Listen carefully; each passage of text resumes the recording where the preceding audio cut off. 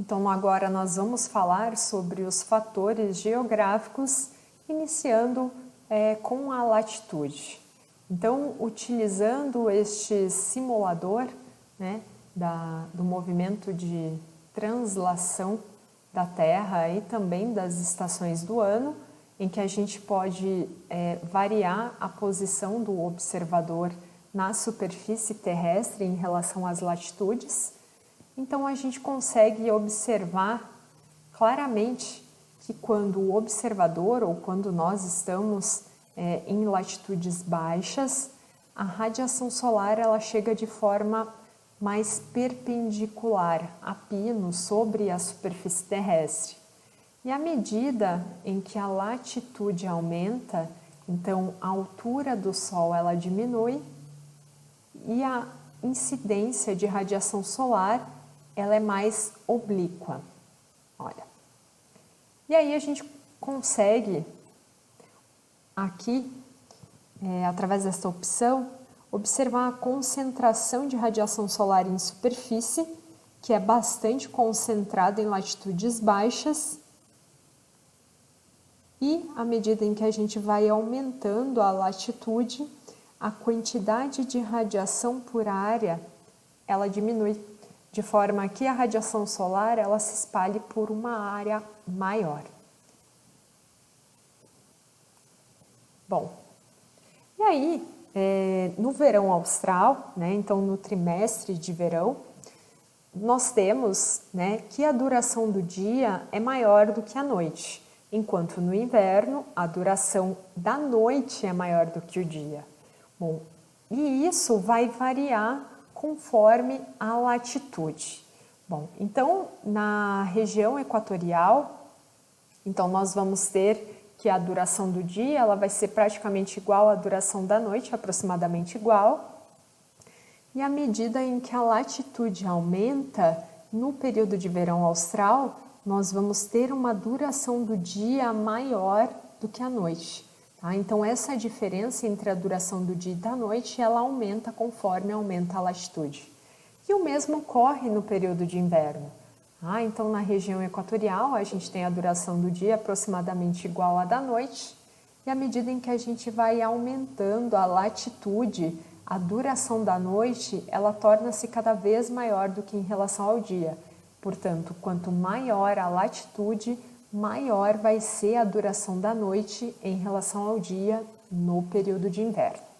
Tá? Então, trazendo essa informação aqui para o Brasil, como isso vai impactar em termos de temperatura do ar? Então, essa curva aqui em roxo, nós temos a temperatura do ar mensal em Natal, que fica no Rio Grande do Norte. Então, Natal está em uma latitude de 5 graus sul. A curva em azul escuro, então nós temos Vitória, no Espírito Santo, que está em uma latitude de 20 graus sul. Em vermelho, a curva é em vermelho, então nós temos São Paulo, a capital São Paulo, que está em 23,5 graus sul. Em verde, nós temos a capital Porto Alegre, do Rio Grande do Sul, que é a capital mais ao sul do Brasil, que está numa latitude extratropical, em 30 graus sul. Bom, e aí nós temos as variações de temperatura do ar ao longo do ano. E aí o que a gente consegue observar? Em Natal, capital localizada próxima à região equatorial, nós conseguimos observar que no período de verão as temperaturas elas são em torno de 27 graus e no inverno, junho, julho, agosto, as temperaturas elas baixam para 24 graus. Então aqui nós temos uma diferença de 3 graus Celsius entre o verão e o inverno, uma baixa amplitude térmica anual. Já em Vitória, que está numa latitude um pouco maior do que Natal, a gente já consegue observar que essas diferenças de temperatura do ar entre o verão e o inverno, elas aumentam. Então, aqui, no mês de fevereiro, onde a gente observa as maiores temperaturas entre 26 e 27 graus, enquanto no inverno elas baixam para 20 21, 22 graus Celsius. Então, a amplitude térmica anual, ela já vai ser maior do que em relação a Natal. Bom, São Paulo, que está numa latitude tropical, né? Então, no período de verão, as temperaturas variam ali muito próximo de 22 graus Celsius, enquanto no período de inverno, junho e julho, as temperaturas elas diminuem para 16 graus Celsius. Então, aqui a gente está falando de uma amplitude térmica de em torno de 6 graus Celsius, né? Já maior do que em relação a Vitória e Natal, que estão em latitudes menores. E por fim, Porto Alegre, que está numa latitude extratropical, em 30 graus sul. Então, a gente consegue observar que Porto Alegre possui uma temperatura média que varia ali em torno de 24 graus Celsius no verão, né? E no inverno, essas temperaturas elas baixam para 14 graus Celsius. Então, aqui a gente vê uma amplitude térmica de 10 graus Celsius, né? Então, a gente consegue observar claramente que a amplitude térmica anual ela vai ser maior quanto maior for a latitude. E a amplitude térmica, a diferença entre a maior e a menor temperatura do ar observada ao longo do ano, vai ser menor quanto menor for a latitude.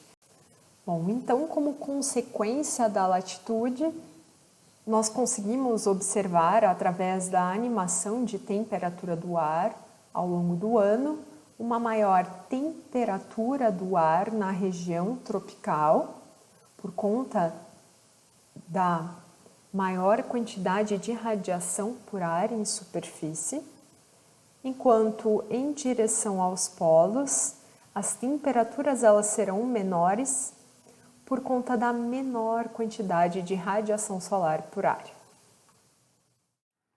Bom, e quando a gente fala em termos da variação da pressão atmosférica com a latitude, que vai estar estritamente relacionado com a precipitação pluvial, então a gente consegue observar que na região equatorial do globo existe um predomínio de baixas pressões e, como consequência, as baixas pressões em superfície elas vão estar associadas a movimentos ascendentes, que é um movimento necessário para a formação de nuvens e, eventualmente, precipitação.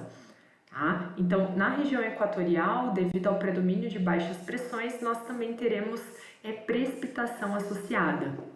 Bom, aí à medida que a gente vai aumentando a latitude, a gente consegue observar uma alternância entre altas e baixas pressões, de forma que na região subtropical, tanto do hemisfério sul quanto do hemisfério norte, há o predomínio de altas pressões.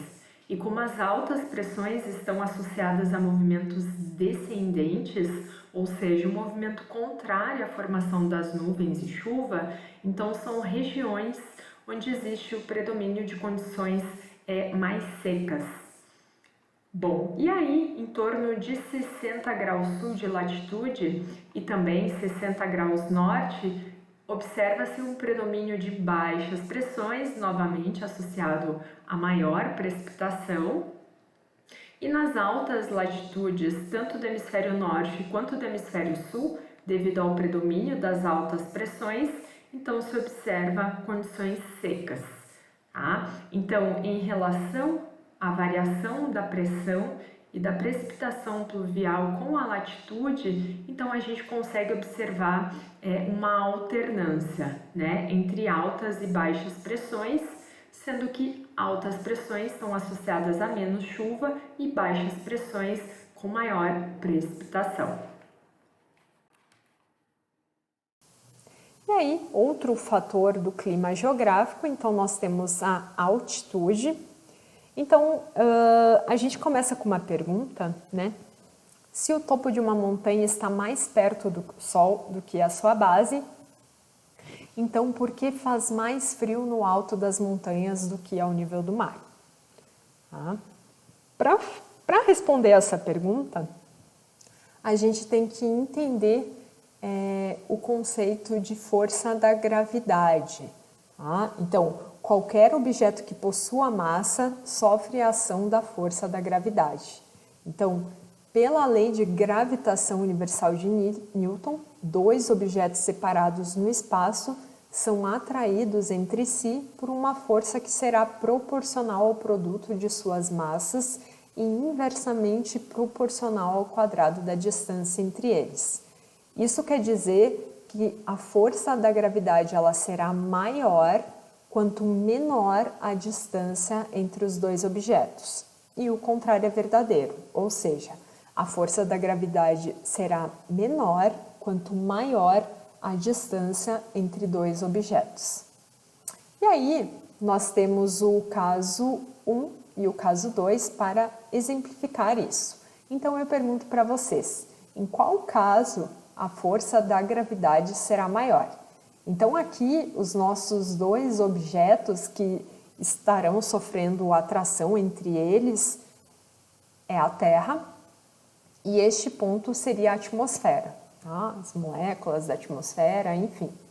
Então, nós temos que no caso 1, a gente está considerando, né, um ponto mais distante da superfície terrestre, enquanto no caso 2, nós estamos considerando um ponto na atmosfera mais próximo da superfície terrestre. E aí a gente sabe, né, que quanto menor a distância entre os objetos, maior vai ser a força da gravidade. Tá? Então, o caso 2, a gente vai ter uma maior força da gravidade em relação ao caso 1. E aí aqui nós temos um exemplo, né, mais palpável para vocês. Então, aqui nós temos os cânions dos aparados da Serra, onde a diferença de altitude entre um ponto vermelho e o ponto laranja chega a 1 quilômetro, então a 1000 metros. E aí eu pergunto para vocês, né? Qual ponto, né? O ponto em laranja ou vermelho, a força da gravidade será maior? Isso, né? O ponto em laranja, justamente porque esse ponto está mais próximo da Terra. Portanto, quanto menor a distância, maior a força da gravidade. E aí isso vai ter um efeito direto na concentração de moléculas que compõem a atmosfera terrestre, de forma que essas moléculas elas estarão mais concentradas próximo da superfície terrestre, né, por conta da maior força da gravidade. E à medida em que vai aumentando a altura, essas moléculas elas acabam se tornando mais em menor quantidade, né? E a gente chama de um ar rarefeito. E aí, este é o fator principal que faz com que a temperatura do ar ela seja maior em superfície, na troposfera, e diminua com a altura. Porque no módulo 3, a gente viu os 3 mecanismos de transferência de energia térmica no sistema Terra-atmosfera, e estes mecanismos, eles implicam em transferência de energia através de moléculas. No caso, a radiação, a absorção de radiação terrestre pelos gases de efeito estufa, que estarão em maior concentração próximo à superfície terrestre, então o aquecimento será maior próximo da superfície terrestre. A condução, que a gente viu, em que vai ser um mecanismo em que a transferência de energia térmica vai se dar molécula a molécula, né, que apesar de ser muito ineficiente na atmosfera terrestre, por ser uma má condutora de calor, mas próximo à superfície, o aquecimento através da condução vai ocorrer, né? Então contribuindo também para esse aquecimento. E aí, né, aqui nós temos uma figura que mostra a topografia do planeta. Então as áreas em marrom são as áreas com maior altitude, e a gente consegue observar que essas áreas são justamente as áreas com menor temperatura do ar. Tá? Justamente porque a temperatura do ar ela diminui com a altitude. Então a altitude ela vai influenciar as variações de precipitação pluvial. Então, dentre os mecanismos de levantamento do ar para a formação de nuvens e chuva, então nós temos a orografia, a qual atua como um obstáculo para as parcelas de ar ou para as massas de ar, as quais encontram essa barreira montanhosa e elas precisam contornar essa barreira. Então, a massa de ar, ela ascende, ela sobe a barreira montanhosa e nesse movimento de ascensão existe expansão diabática e resfriamento da parcela de ar, com consequente formação de nuvens e eventualmente precipitação.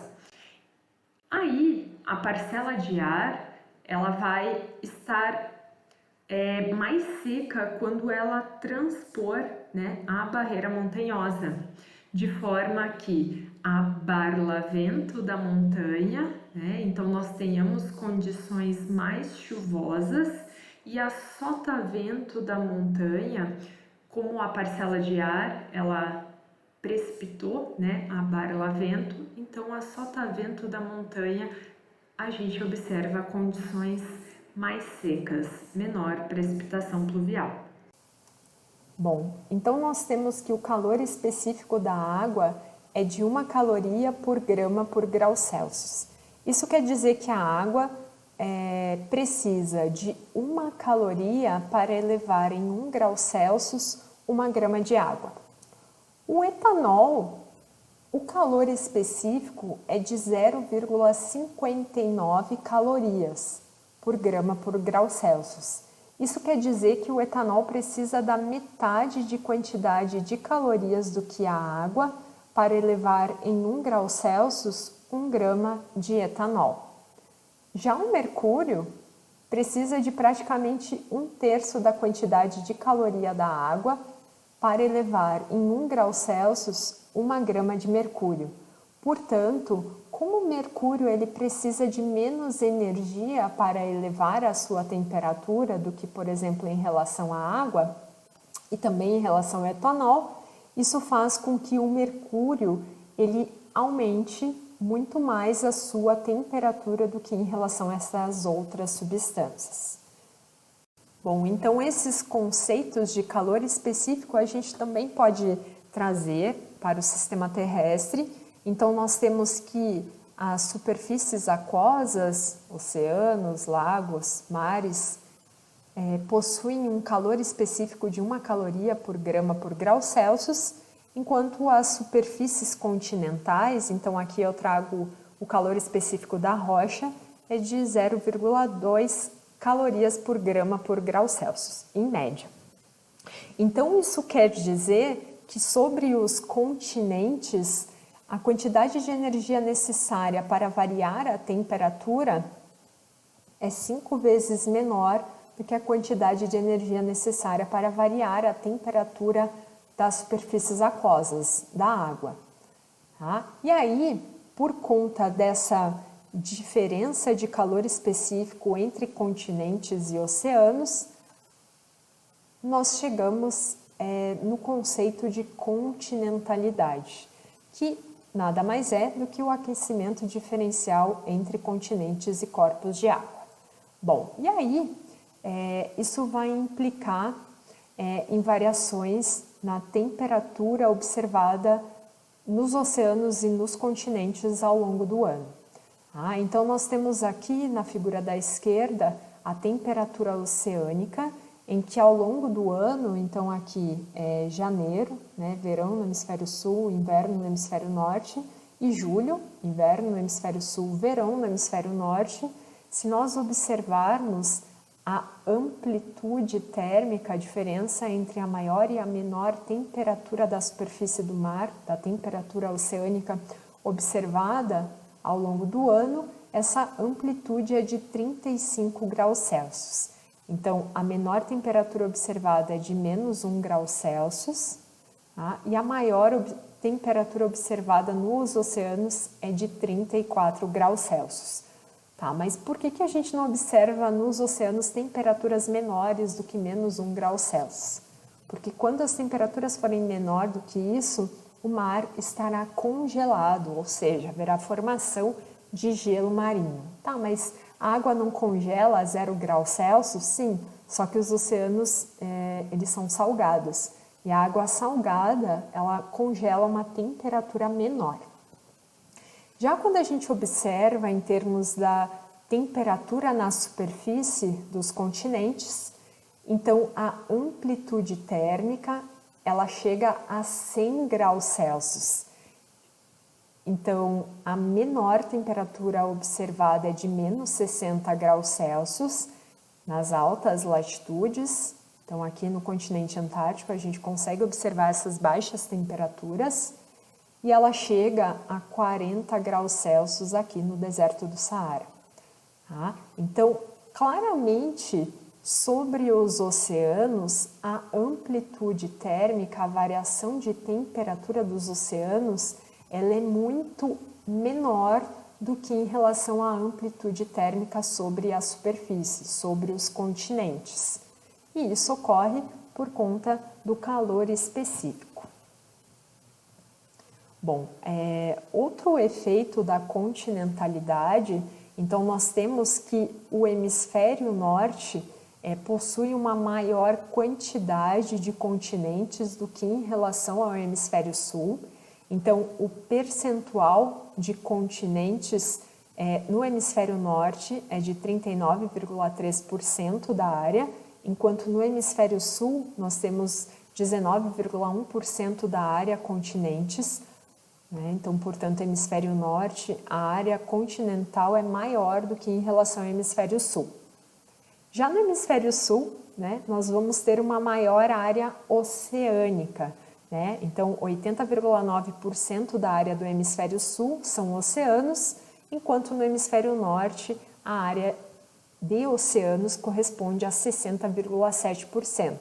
Portanto, o hemisfério sul possui uma maior área oceânica do que em relação ao hemisfério norte.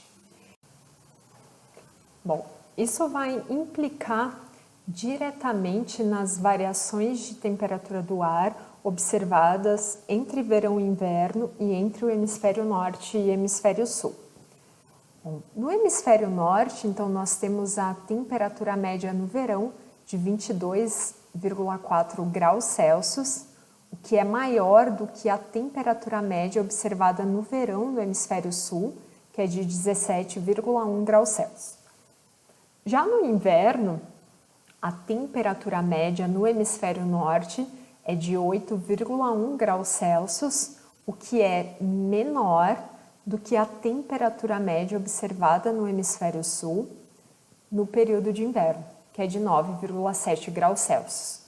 Portanto, a amplitude térmica no hemisfério norte é de 14,3 graus Celsius, enquanto no hemisfério sul a amplitude térmica é de 7,4 graus Celsius.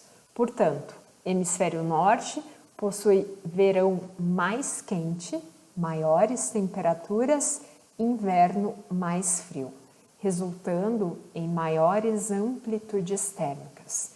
Isso está associado ao calor específico dos continentes ser menor do que da água.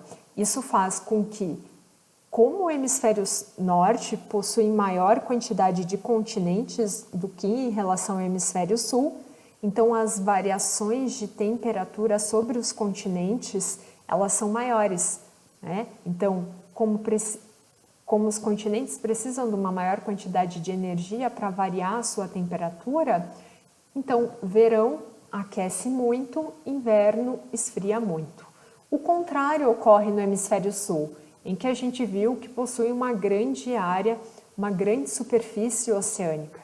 A água, ao contrário dos continentes da rocha, possui um calor específico mais alto. Então ela precisa de muito mais energia para variar a sua temperatura.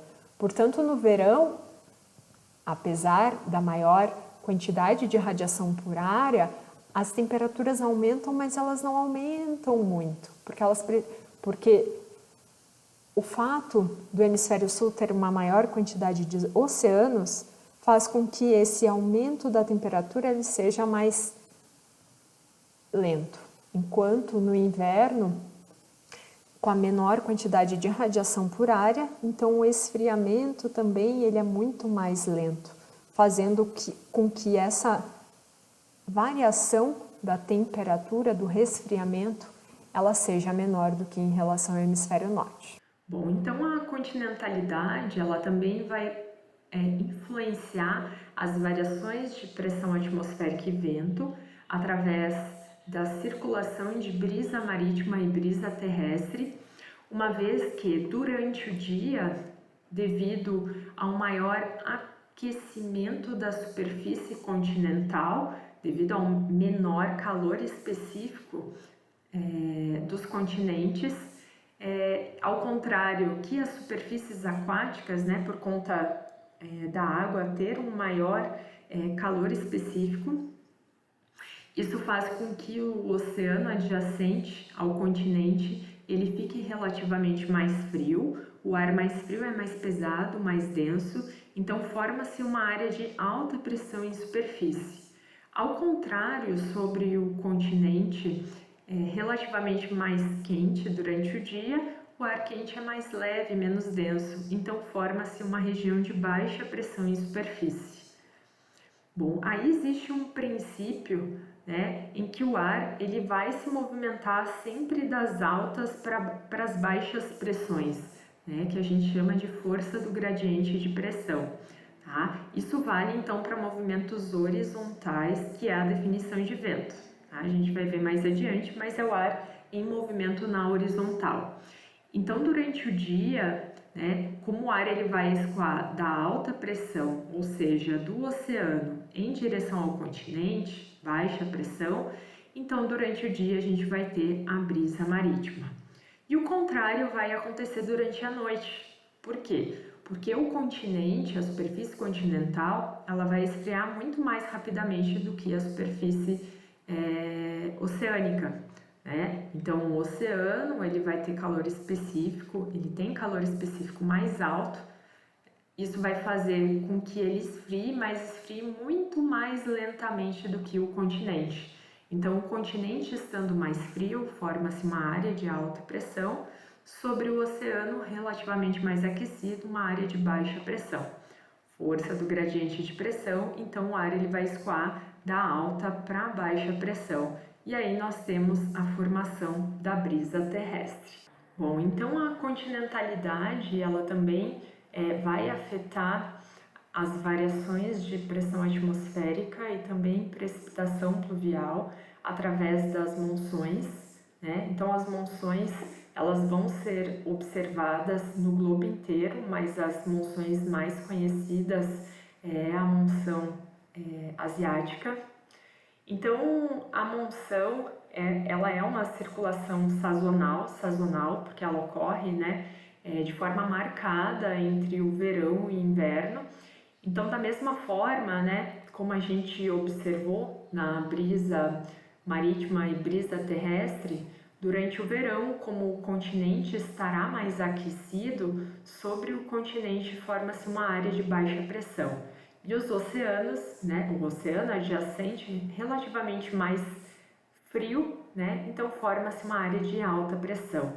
Justamente por isso, né, então nós teremos uma circulação do oceano em direção ao continente. Então os ventos, eles vão transportar o ar mais úmido sobre os oceanos em direção ao continente, o qual encontra a cordilheira do Himalaia, e aí ocorre o processo que eu expliquei anteriormente, né? Então a barreira montanhosa vai forçar este ar mais úmido ascender, formar nuvens e chuva, né? Então por isso que a monção de verão é observado grandes volumes de precipitação pluvial.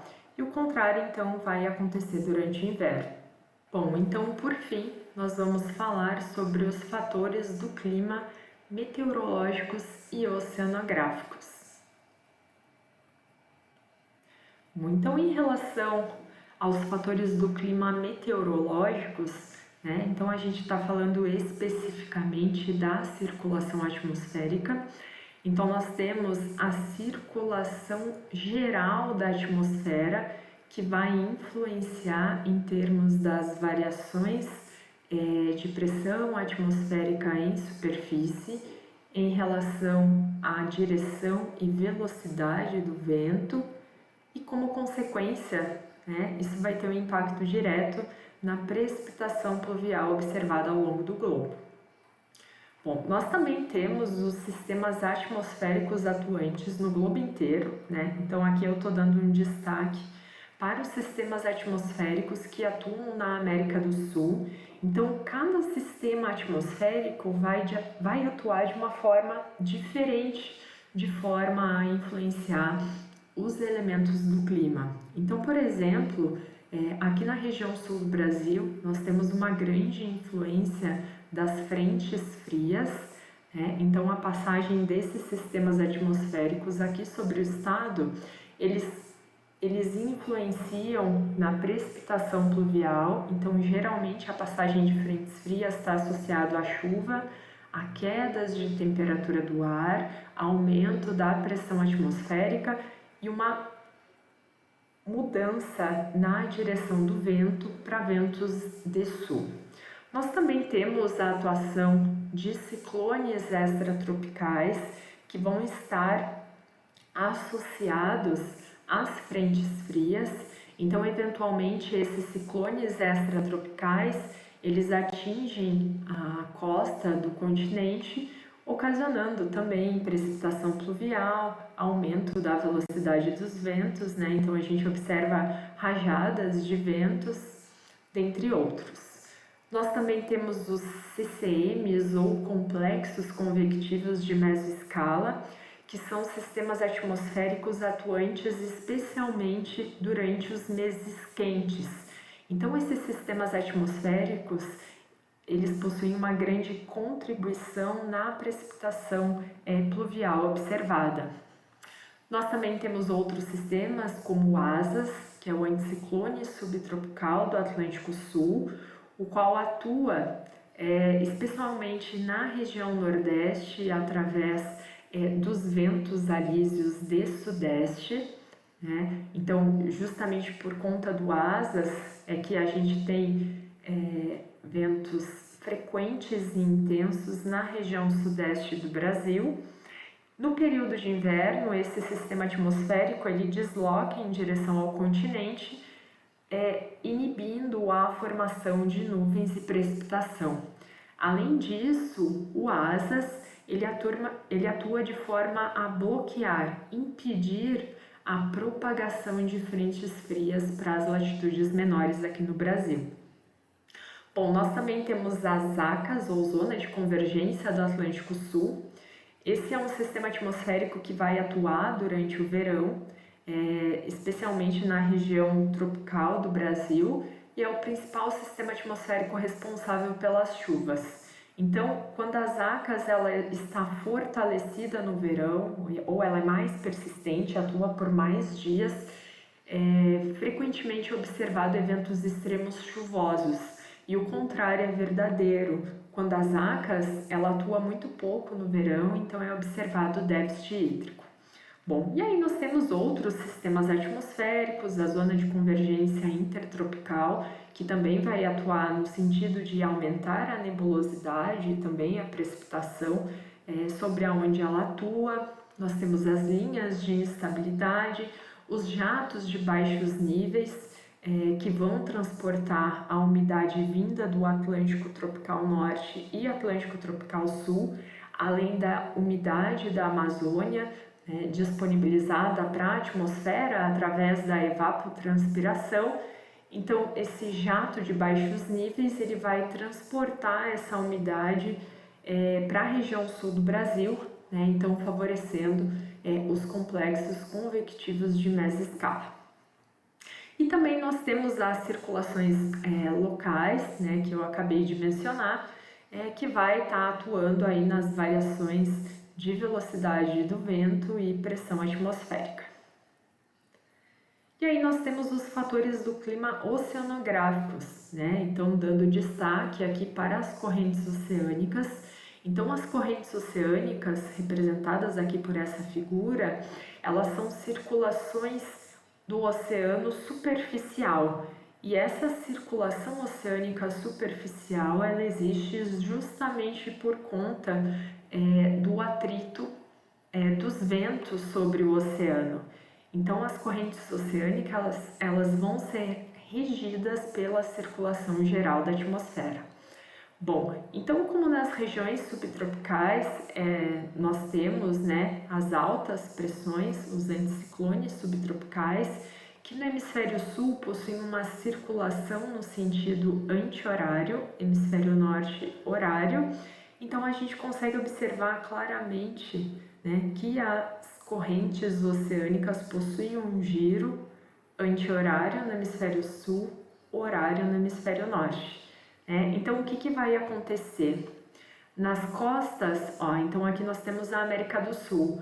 Na costa leste da América do Sul, nós temos correntes oceânicas quentes, tá? O mesmo vai ser observado nos outros continentes, tá? Então, costa leste dos continentes é observado correntes oceânicas quentes. Então aqui nós temos o giro anti-horário da corrente oceânica. Então essa corrente oceânica aqui na região equatorial, ela vai transportar águas mais quentes dessa região. Por isso nós temos uma corrente oceânica quente, aqui no caso a corrente do Brasil. Já nas costas oeste dos continentes, então aqui na América do Sul, na África e na Austrália, nós vamos ter correntes oceânicas frias, justamente por conta do transporte de águas mais frias das altas latitudes, nesse caso austrais, em direção às baixas latitudes. Então aqui nós vamos ter a corrente de Benguela, aqui na costa oeste da América do Sul, a corrente do Peru. E aí isso vai fazer com que quando a gente observa a temperatura da superfície do mar, média ou climatológica, a gente consegue observar claramente que a costa oeste da América do Sul, quando comparado com o oceano, a temperatura do oceano na costa leste, ela vai ser mais fria, tá? Justamente, um dos fatores é a contribuição das correntes oceânicas. Bom, e daí em relação, em termos de impactos das correntes oceânicas na temperatura do ar e na precipitação pluvial, então as costas continentais, sob o domínio de correntes oceânicas quentes, então a gente consegue observar que a temperatura do ar ela tende a ser maior, enquanto sob domínio de correntes oceânicas frias, então a costa, no caso oeste da América do Sul, ela tende a ter temperaturas menores, tá? E o mesmo vai ocorrer em termos de precipitação pluvial. Por quê? Porque as correntes oceânicas quentes, ela vai favorecer a evaporação e, como consequência, vão ser observados litorais mais chuvosos, tá? Enquanto que, sob a atuação de correntes oceânicas frias, por conta da menor evaporação, então a tendência é que os litorais sejam mais secos. Bom, então o que eu tinha para falar para vocês sobre elementos e fatores do clima era isso.